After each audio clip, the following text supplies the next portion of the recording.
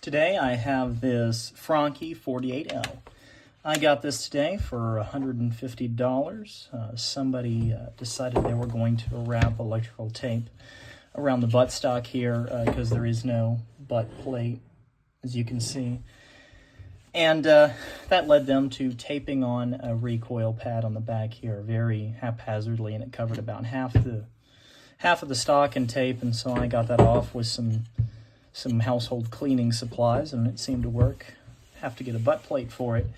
But among some of the other things is that it's an aluminum receiver, extremely lightweight, but it does make for a very negative drawbacks of all the scratches and the marring that can easily happen on these.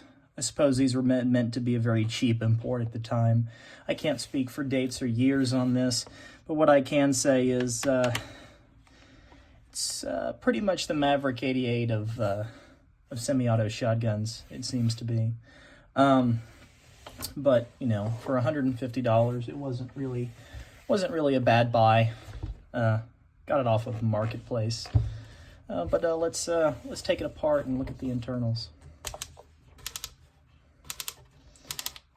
Well, before I do that, it has a recoil operated mechanism, as you can see. As the gun fires, basically what happens is the barrel recoils into the receiver, and as the bolt travels backwards, it stops for a quarter of a second while the barrel comes forward, again acting as the ejection mechanism for this shotgun. It also makes the recoil quite a bit more manageable. But now let's dig into the insides.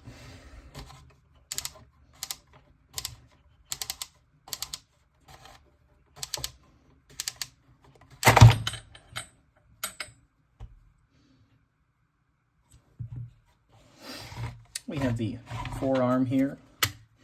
These forearms are susceptible to cracking in some areas due to the amount of heat they go through. They are also trapping gases as well.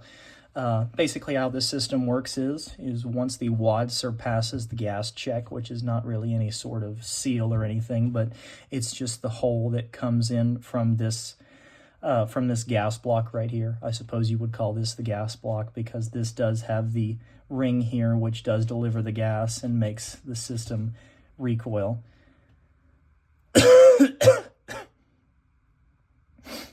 But as you can see here, this is the brass gas ring, and this is the selector ring, and this is whether you use this to select whether you're using high brass loads or low brass loads. I currently have this on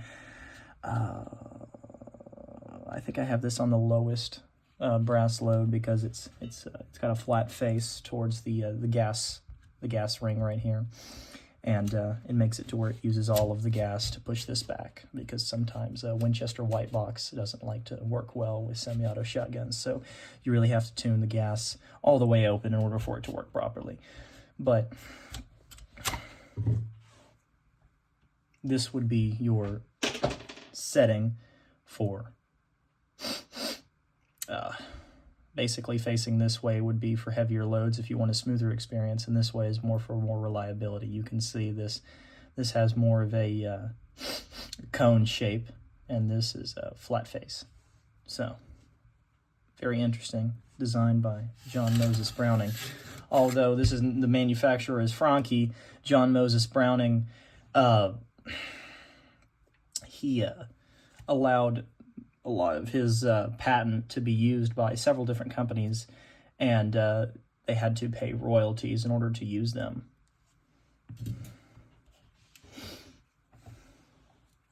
This is the trigger mechanism. It's just an average European trigger mechanism with the bolt release on the side, or either on this side, and basically that's the whole gun. I don't want to take this apart. But reassembly is just as easy as putting your spring back on, putting this back facing towards the gas block, because you want maximum gas as much as possible if you're using lighter mixed loads. And assembly is easy as just putting this on before you put it on. It makes it a little bit easier to put it back together. it gets a little bit more challenging when you want to press it together, because you sort of have to.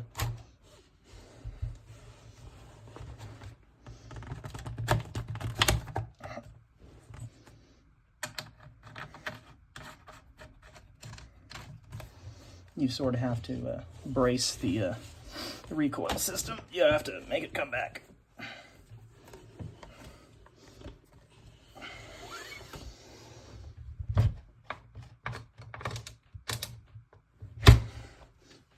In order to get it to fully close where there's no seam right here. Overall, I think it's a very interesting shotgun. It's a nice cheapskate shooting shotgun, but I wouldn't pay a lot more for these, because in reality they are older, and there are some more affordable options out there by Stoeger that shoot a lot better. But for 150 bucks, who can say no? It could use a re-anodization, but I don't see a point because it's dented and beat up anyway. And you can see that when this locks back here, you can see the spoon charging handle has started digging into the aluminum receiver with the differences and tolerances throughout this. You can hear it move back and forth, and as this drops, it'll just gouge this. Not one of the things that I like about these. I would prefer a steel frame Browning Auto 5 instead of this. But I can see this as a cheaper alternative to people who could not afford it. I don't really know when this was made. It looks to be something that would be made in the 90s. It's got rolled on checkering. It's stamped checkering. It's not cut.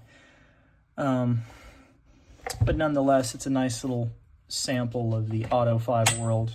A lot of people like to make whippet specials out of these. They cut it down to a short barrel shotgun length of about 14 inches.